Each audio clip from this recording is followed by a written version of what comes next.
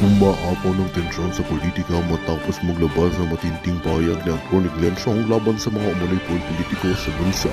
Ayon kay Atty., dapat raw managot ang mga ito sa kanilang mga gawain. Ang mga pangalan ni President Bongbong Marcos at First Lady Liza Smugs ay nadawit sa kontrobersiyang ito. Sinasabing kanilang hahatulan ang taong bayan at posibleng mapapatalsik sa kanilang posisyon.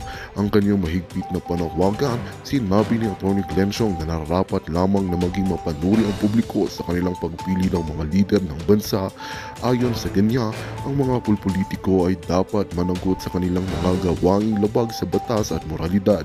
Ipinahayag din ni Chong na mayroon siyang mahahalagang ebidensya laban sa ilang persentage sa pamahalaan.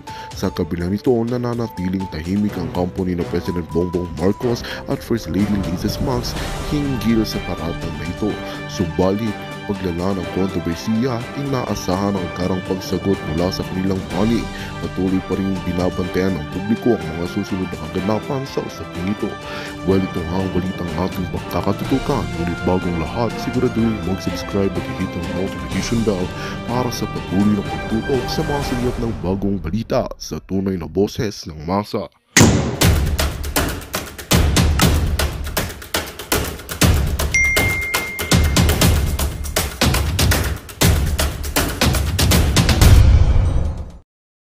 So, Attorney Glenn Chong, unahin natin yung Maisog Rally kagabi. So, kahapon pala. Kahapon. Well, na-comment ko na lahat ng gusto kong comment, pati mura na ilabas ko na. Kailan mo nalaman kasi guest ka doon, di ba? Isa ka sa magsasalita doon, Attorney Glenn. So, ano ba ang nakarating sa iyo? Maisog Rally. Wednesday ako doon. Oo, may ano ka doon, isa sa mga speakers. So, paano mo nabalitaan na hindi na pala natuloy? Kasi pinaghandaan na yun, di ba? Like months yata yun bago natuloy. Well, hindi nga natuloy. Months yun before bago na-schedule na yun, di ba? So, anong nangyari? Yeah, actually, sila. Matagal yung preparation nila doon. I know one of the organizers, si Verdel. He's a good friend. Sinuportahan ako nito nung ako'y tumakbo. And I never forgot that. Actually, tinawagan ko siya sa umaga. And then sabi ko kay Brother, I'm so proud of you. Nakita ko yung interview mo sa SMNI. And then, it's supposed to be a crowning glory for all of them sa organizers because I know matagal na silang I think after the Cebu, nakita kami ni Verdel sa Davao. He was there. Nung unang Maisog Rally, he was there.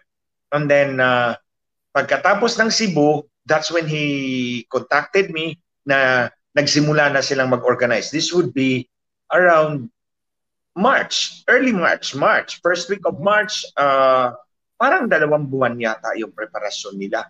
And yeah, 2 buwan yung preparasyon nila. And I know Verdel is a good, kasi siya lang yung kilala ko dyan sa mga organizers. And I can vouch for him. I know na binuhos nila lahat ng effort nila para maging successful yung kampanya. I mean, itong rally, Maisog Rally. But of course, there is always that evil woman there na will do everything to stop it. Yeah. Because yung mga, yes, there's always that evil woman there na yung paawa effort pa siya dun sa interview ni Kakunsabang Tunying. Paawa effort siya doon. Naturally, lalabas talaga yung pagkatao niya. She came out the bulldog. Yeah. Bulldog talaga. Ito, yung pagka-bulldog niya, lumabas kahapon. Yung truck, hinarap nila. These are, ginawa na to eh. This is the same playbook of Marcos Sr. eh. They're taking from the playbook of Marcos Sr. eh. Kaya nga, sabi ko, well, probably the end is near. Because yung mga ginagawa ni Marcos dati Sr. is exactly what they are doing now. So it's like history repeating itself. And at the end of the day, we already know what history is. Natalsik sila sa Malacanang. Yeah. Kaya the end is near. So kailan mo nalaman, Attorney Glenn, na cancel nga itong Maisog Rally sa Bulacan? I was informed Hindi ko lang pangalanan, Ate Claire, mga kababayan, kasi Okay. I am not at liberty to disclose names. Yes. Basta mga matataas na tao to sa grupo namin. Personally, in-inform niya ako na Attorney Glenn, hindi tayo matutuloy because PRRD called it off because yun nga hinaharas yung mga organizers doon at ayaw na ayaw ni President Duterte na may masaktan, or worse, may magbuwis ng buhay. And I immediately understood it. Sabi ko, ito nga totoong leader na hindi niya ipapahamak yung mga ang taong bayan. Although, nasa isip ko rin na magiging masaya si Bulldog ngayon. Kasi umatras tayo, di ba? Ganun yun eh. Pero sinira ko yung kasiyahan niya. Yes. Aabot tayo dyan. Mamaya pupunta tayo doon. Huwag muna. I know. Huwag muna. You did a very big part. Kahapon, yun ang nasa isip ko nung sinabi sa akin ng around 1 o'clock. Around 1 o'clock kasi normally, dadalaw ako dun kay Richard. Magsindi ng kandila, mag-alay ng bulaklak. But I didn't go out because yun na nga, aalis ako ng hapon at pupunta ng Bustos, Bulacan. And then around 1 o'clock or 2 o'clock yata yun, tinext ako na, Attorney Glenn, kinall off ni President Duterte yung rally because of, the circumstances already prevailing there. Ginamit ang mga pulis para pwersahang mabuwag yung mga nag-set up ng stage, ng sound system. Kasi itong Maisog Rally, mga kababayan, organisado talaga to. Organisado to, pagdating mo doon, kumpleto, may tent, may pagkain, may ano. Well organized ang sistema nila. So, hindi yun na nangyari kahapon because yun na nga, ginamit ang mga pulis. Nakita naman siguro ninyo, mga kababayan, yung mahabang truck na hinarang doon sa kalsada. So, ang nasa isip ko is, well, I respect President Duterte's decision. Ito yung leader na hindi talaga ipapahamak yung taong bayan para lang sa kanyang sariling interest, di ba? Umatras siya.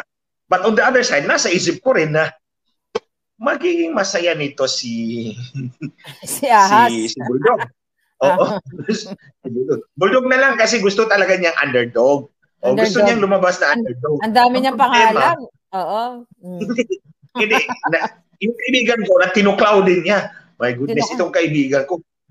Hindi ko pa ito nasabi, Ate Claire. Actually, mga kababayan, mataas itong tao doon mataas itong tao doon sa campaign headquarters. Binatukan ba naman ni Lisa? Isa pa yan. Hindi pa natin nailabas yun. I've never mentioned this. Yes. Hindi mo pa nailabas yun. But anyway, yes, hindi ko pa nailabas yung binatukan niya. Imagine, ang laking tulong ng taong ito sa inyong mag-asawa. Tapos, ewan ko ba kung anong kinagalit. Binatukan niya. Siyempre, nagalit yung mama. Violente talaga. So, Attorney Glenn, gusto ko lang munang sabihin sa mga kababayan, actually, hindi ko yata ito nasabi. Tama ka dahil may statement si Pangulong Duterte regarding dun sa rally na sabi niya, ito naman ang gusto namin ay mapayapa. Hindi kami binibigyan ng permiso ng mga mayor na magrarally to peacefully assemble for redress of grievances. It's a constitutional right of everybody. You just cannot violate it. Magkakaroon ka ng kaso niyan. At ang hatol is dismissal from service. Kayong mga mayor, baka hindi nyo alam na may mabigat na parusa iyan. Kaya magdalawang isip kayo. Ako dumaan sa pagka-presidente at pagka-mayor.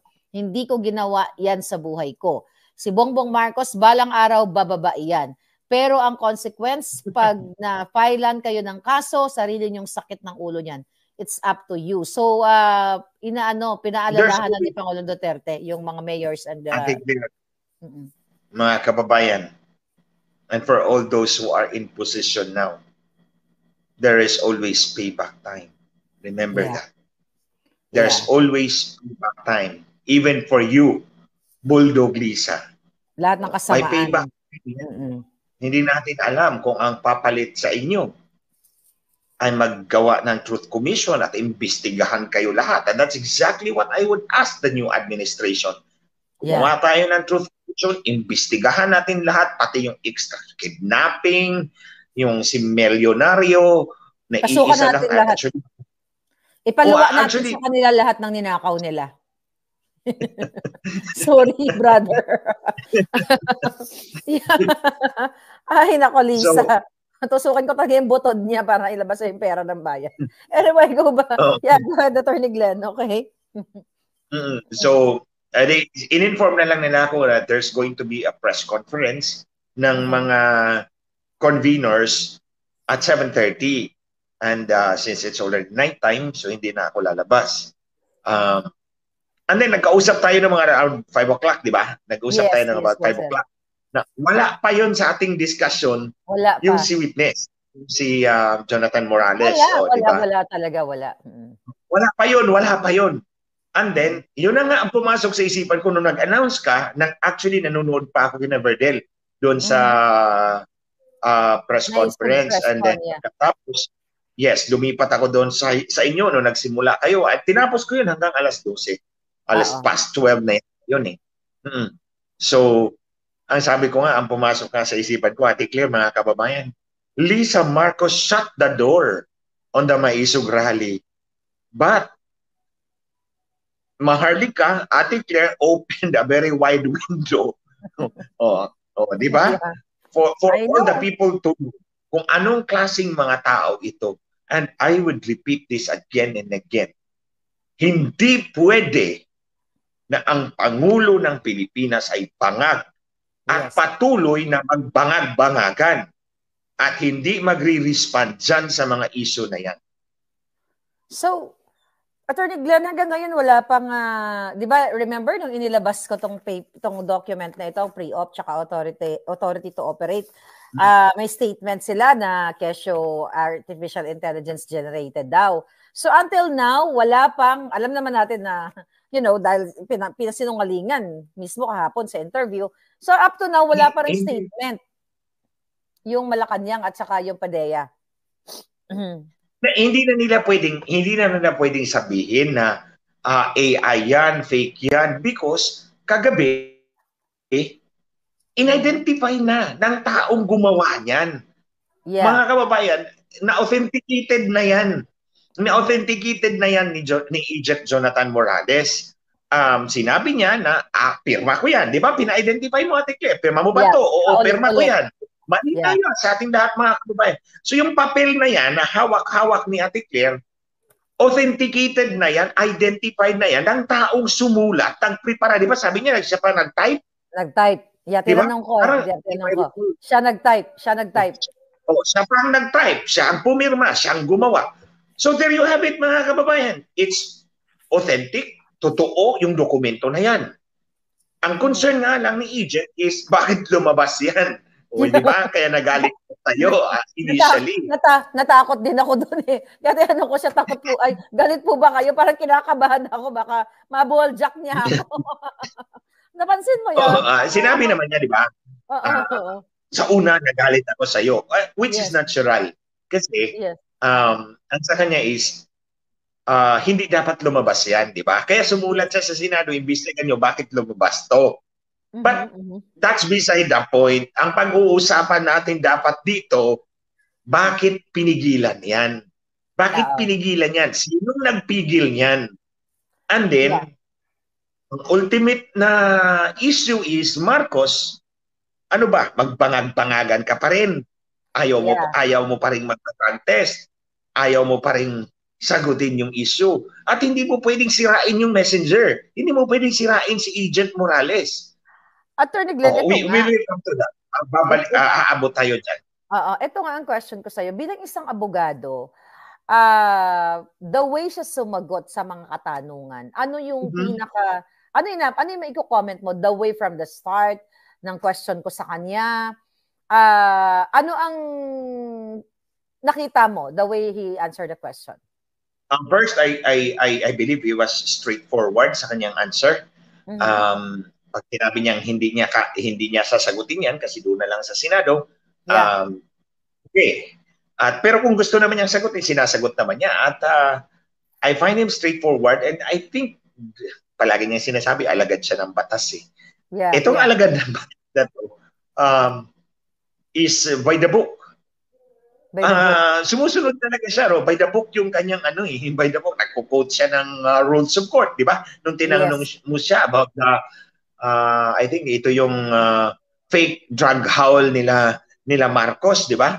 Yeah. O tinatanong niya, paano ba pinigil yung di ba, nag-discuss pa siya about warrantless search. Yes.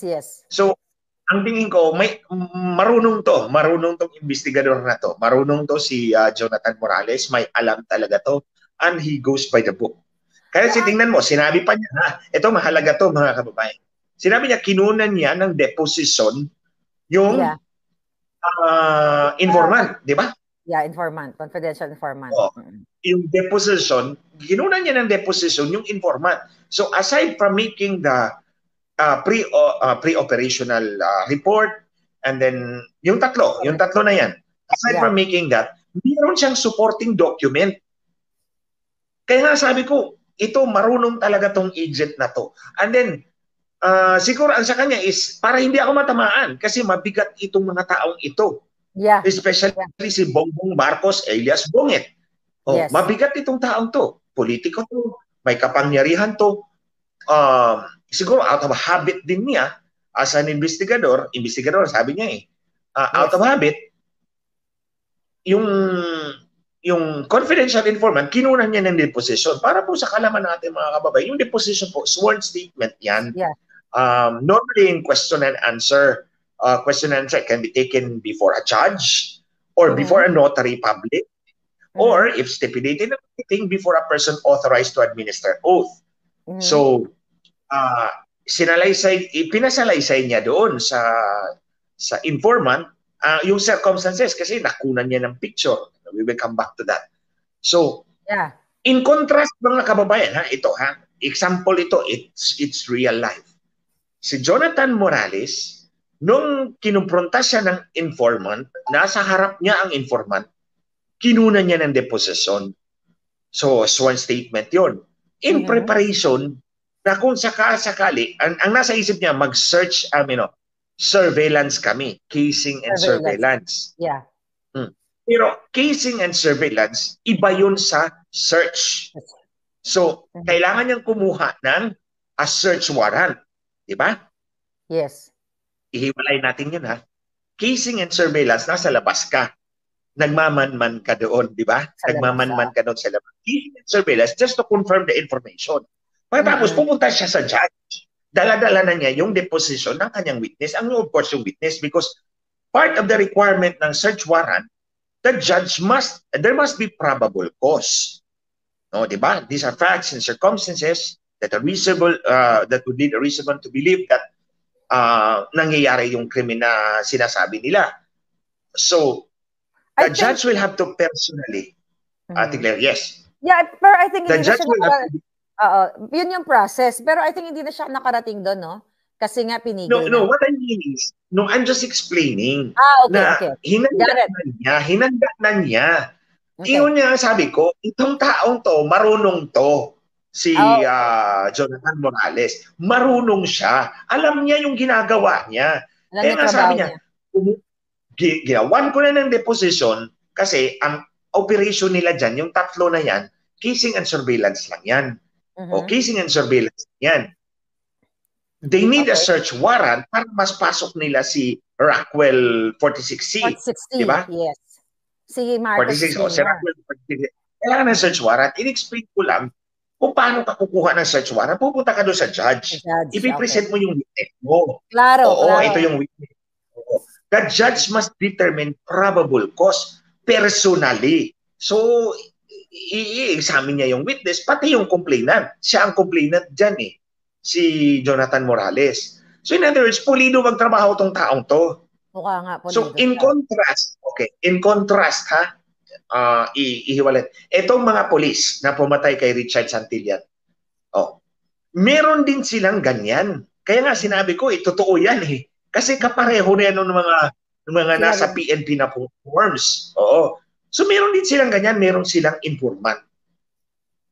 So ang ginawa nila, nag-casing and surveillance, pero chinek nila ang other possible operation. Kasi nagbalak na silang patayin si Richard Santillan. Kaya chinek nila, casing, surveillance, tapos nilagyan pa nila sa baba, other possible police operation. Kasi balak talaga nilang patayin. So chinek nila yung other possible police operation. In contrast, dito kay Jonathan Morales, casing and surveillance lang. Because ang nasa isip niya, kukuha pa ako ng search warrant. Okay. Gumawa siya. Yeah, casing and surveillance nga. Tapos, ginawan na niya ng deposisyon ang kanyang testigo at informant. Doon sa mga polis na pumatay kay Richard, walang deposisyon. In other words, yun ang gawa-gawa lang. Ito, hindi ito gawa-gawa. Kasi ginawa niya ng deposisyon. So, malinis magtrabaho.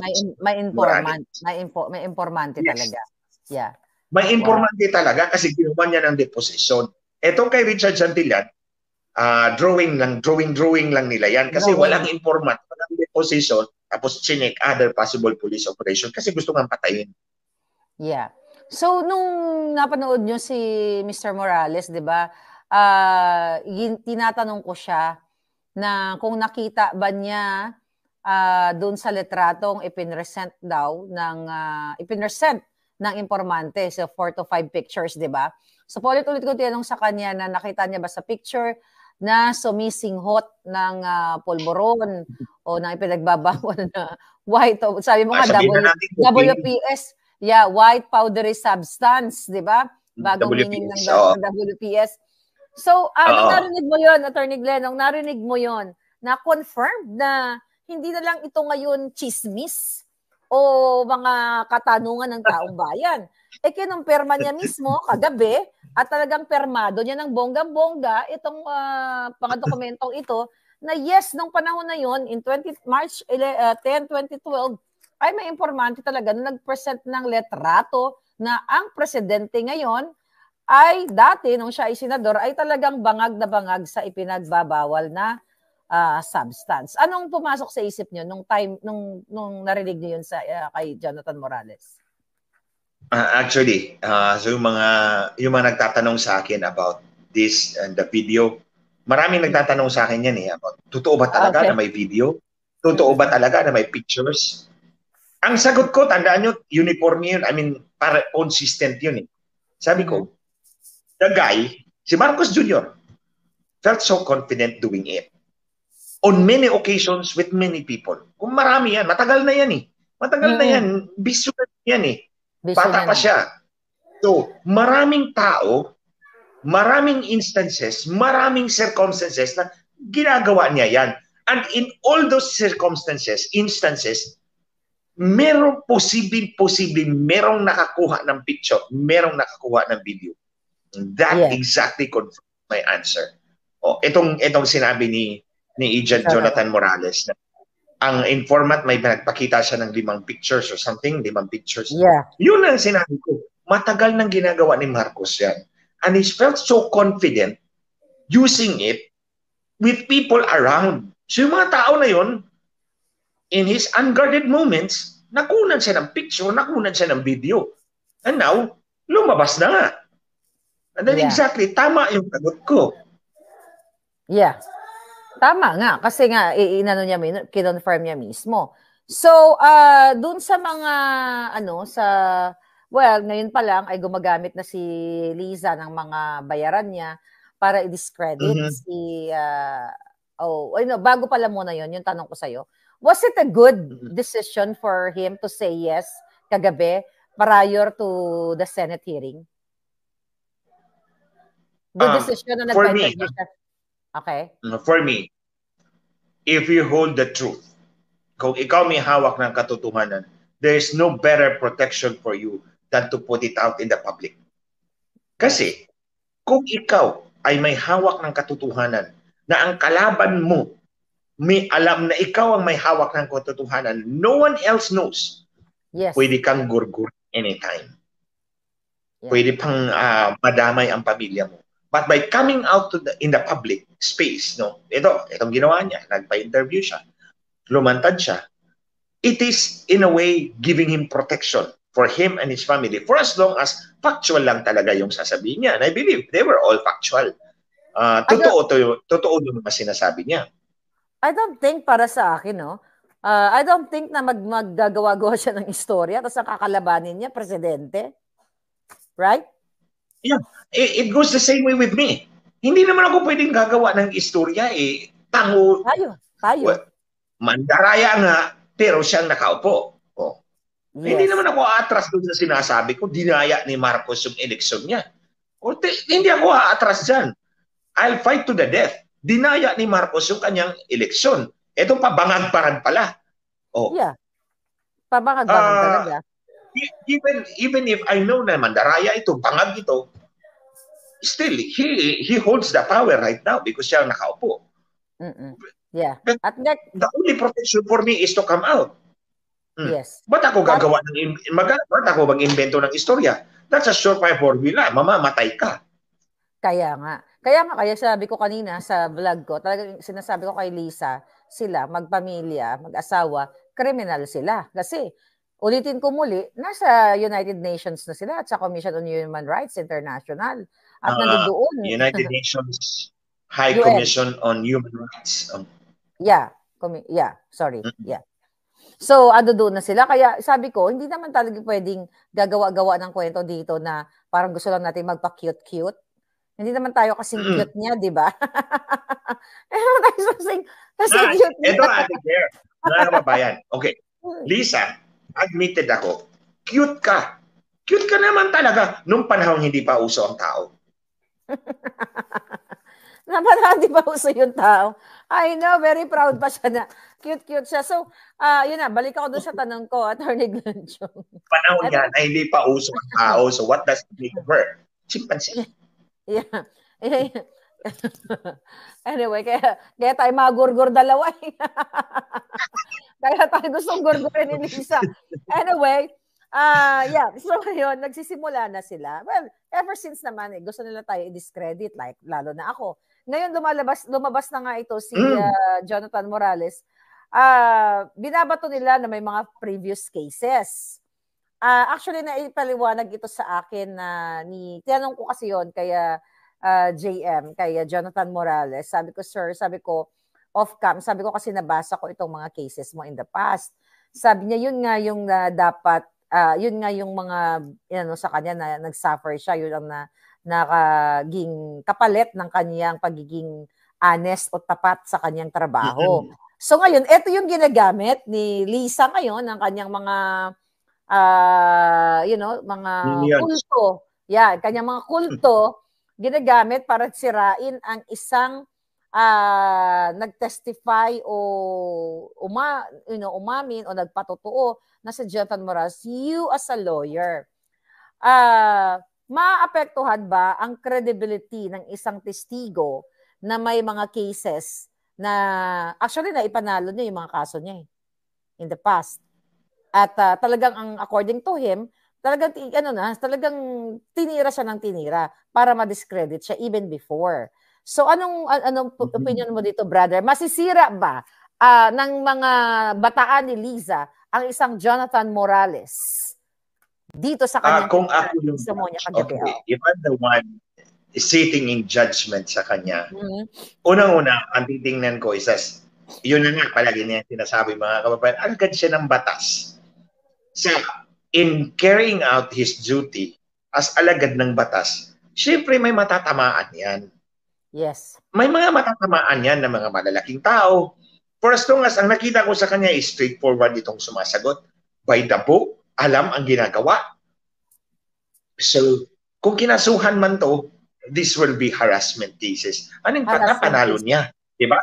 Harassment cases. And in fact, napanalo niya. Okay. Hindi natin dapat yan titingnan, mga kababayan. That's out of the equation. Kumbaga, basura yan. Huwag nating tingnan yan. Actually, ad hominem yan. It's a policy in argument. So, dito tayo sa ano bang sinabi niya tungkol dun sa mga papel na ginawa niya? Sinabi